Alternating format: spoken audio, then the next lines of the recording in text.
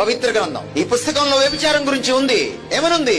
చెయ్యొద్దనుంది, చేయమని లేదు. ఒక దైవజనుడు వ్యభిచారం చేస్తే ఈ పుస్తకం దాచిపెట్టలేదు, ఖండించింది. వ్యభిచారం చేయకూడదు అని వ్యభిచారం గురించి ప్రస్తావన చేస్తే అది అపవిత్రం కాదు. బైబిల్ని వక్రీకరించడానికి ప్రయత్నించకు.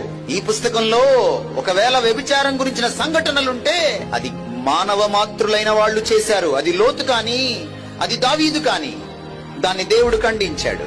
ఇక్కడ నుంచి 3500 సంవత్సరాల క్రితం నైతిక విలువలకు సంబంధించిన, నీతి న్యాయాలకు సంబంధించిన డైలమాని తొలగించడానికి మోషేని పిలిచి దేవుడు ధర్మశాస్త్రాన్ని ఇచ్చాడు. దొంగతనం తప్పు అని చెప్పింది, నరహత్య తప్పు అని చెప్పింది, తల్లిదండ్రుల్ని సరిగా చూడకపోతే తప్పు అని చెప్పింది. ఈరోజు మీరు ప్రపంచంలో ఉన్న పీనల్ కోడ్స్ చదవండి, ఇండియన్ పీనల్ కోడ్ చదవండి, అమెరికన్ పీనల్ కోడ్ చదవండి, బ్రిటిష్ పీనల్ కోడ్ చదవండి, ఆస్ట్రేలియా పీనల్ కోడ్ చదవండి, ప్రజాస్వామ్య దేశాలకు సంబంధించిన పీనల్ కోడ్స్, శిక్షా స్మృతులను మీరు చదవండి, చట్టాలని మీరు చదవండి. ఇక్కడ నుంచి వచ్చింది ఆ చట్టం.